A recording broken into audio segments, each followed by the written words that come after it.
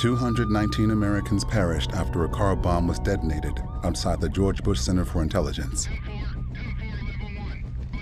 60 days later, the nation struggles to comprehend the logistics of the second major terrorist attack since 9/11. The blast just threw me back up against the wall. I knew something on my body was broken, but I couldn't feel any pain, and I couldn't hear anything either. I could feel the blood running down my legs and tried to get up. When I looked down, I realized my legs were crushed. And it was then that I just started screaming for help. There's a lot of smoke, a lot of debris, a lot of casualties. You can smell them. Just piles. CIA. I still can't believe it. We never saw it coming.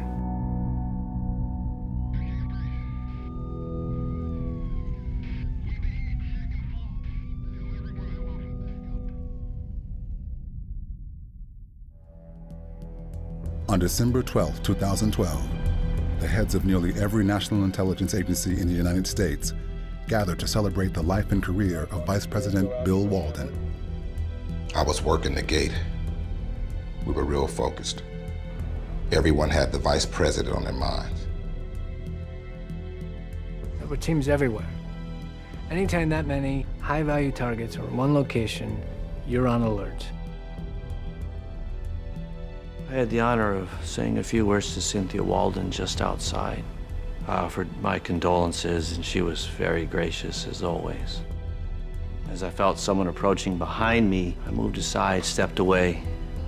It was Congressman Brody. She was touched, that much was clear.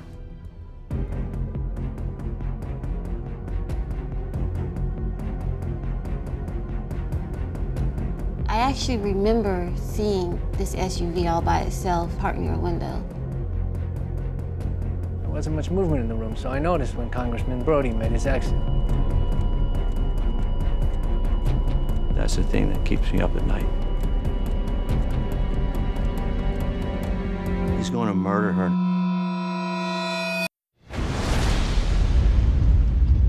He offers his arm, like it's the most natural thing in the world. Early evidence would reveal that bomb residue could be traced back to the white SUV Congressman Brody drove to the memorial service that morning. We have determined from preliminary evidence taken from the congressman's vehicle that there were explosives in his car.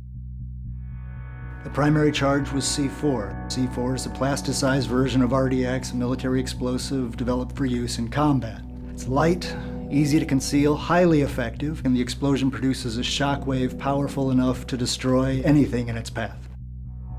Seeing the site was like a flashback to Iraq. I mean, when I got back, I volunteered to help people, but I never thought I'd be looking at the remnants of an IED 5 miles from my home.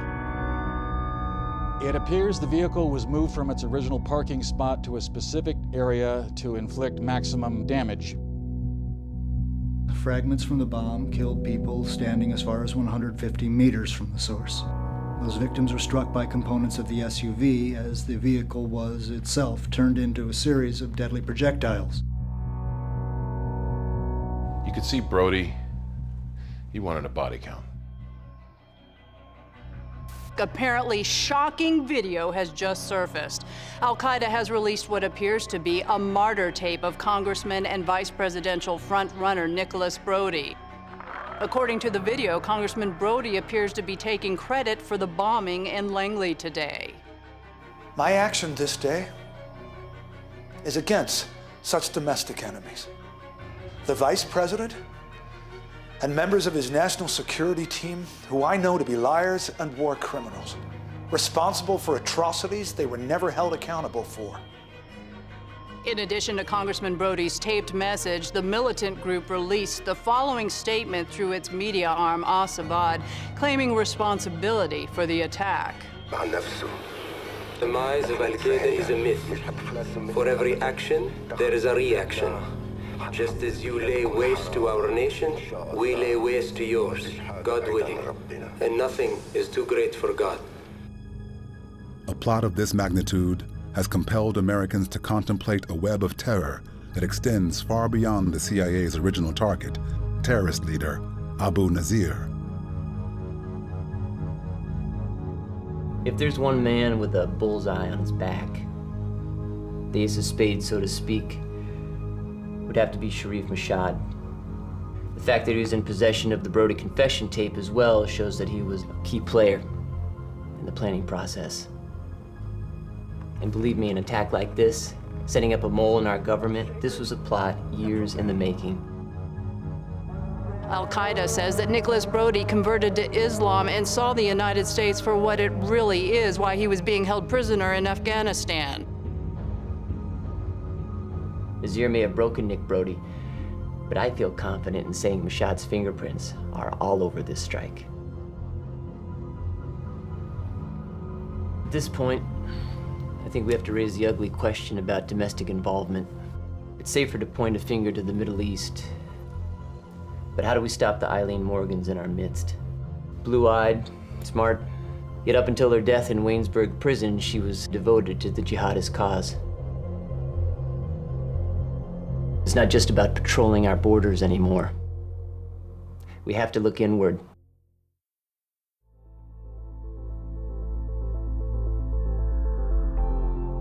The whole place shook.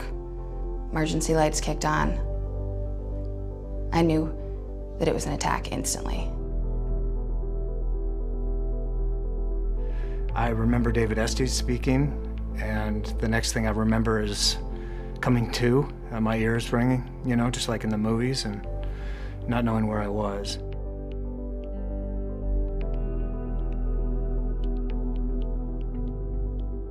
The bodies and everything was torn apart.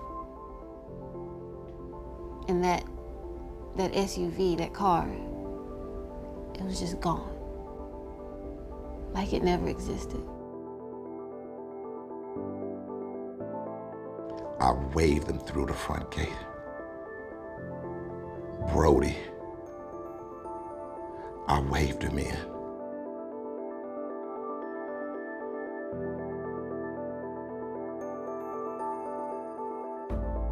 And working at the agency, you sort of just accept the fact that it's a possibility. But you never think that it's actually going to happen.